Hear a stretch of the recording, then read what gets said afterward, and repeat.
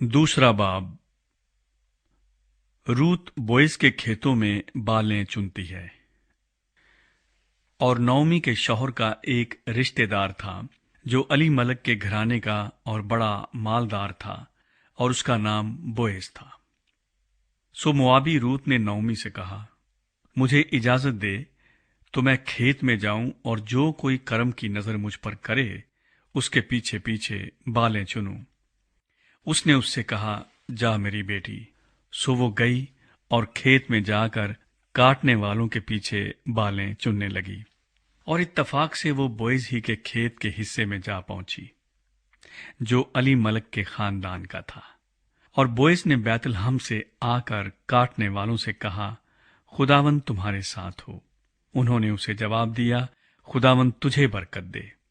फिर बोएज ने अपने उस नौकर से जो काटने वालों पर मुकर्रर था पूछा, ये किसकी लड़की है?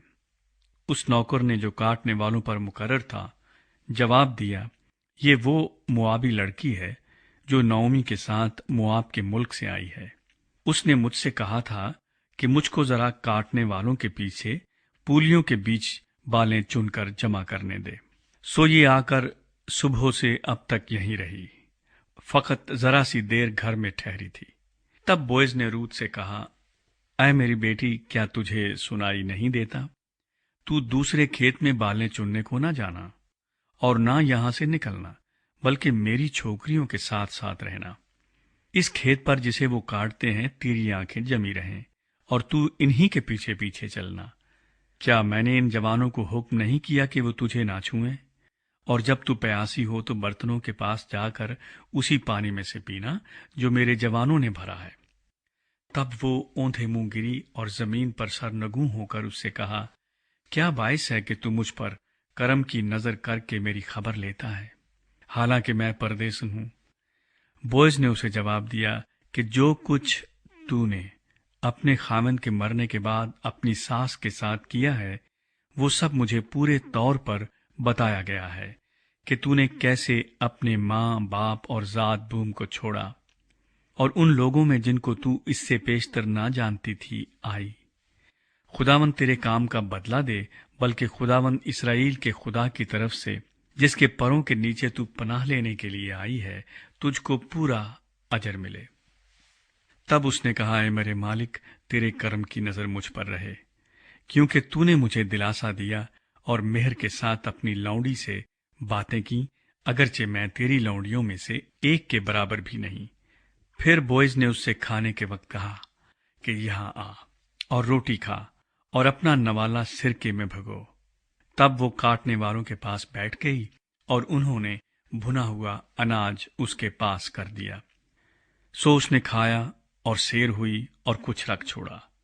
और जब वो बालें चुनने उठी तो बोएज ने अपने जवानों से कहा कि उसे पूलियों के बीच में भी चुनने देना और उसे मलामत न करना, और उसके लिए गठड़ों में से थोड़ा सा निकालकर छोड़ देना और उसे चुनने देना और झिड़कना मत।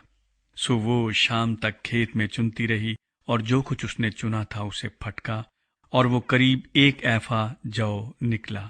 और वो उसे उठाकर शहर में गई, और जो कुछ उसने चुना था उसे उसकी सास ने देखा, और उसने वो भी जो उसने सेर होने के बाद रख छोड़ा था निकालकर अपनी सास को दिया। उसकी सास ने उससे पूछा, तूने आज कहाँ बालें चुनी और कहाँ काम किया? मुबारक हो वो जिसने तेरी खबर ली। तब उसने अपनी सास को बताया कि उसने किसके पास काम किया था, और कहा कि उस शख्स का नाम जिसके यहां आज मैंने काम किया बोएज है। नौमी ने अपनी बहू से कहा, वो खुदावंद की तरफ से बरकत पाए जिसने जिंदों और मुर्दों से अपनी मेहरबानी बाज ना रखी।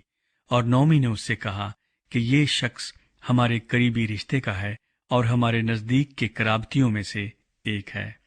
मोआबी रूत ने कहा, उसने मुझसे ये भी कहा था कि तू मेरे जवानों के साथ रहना जब तक वो मेरी सारी फसल काट ना चुके। नौमी ने अपनी बहू रूत से कहा, मेरी बेटी, ये अच्छा है कि तू उसकी छोकरियों के साथ जाया करे और वो तुझे किसी और खेत में ना पाए।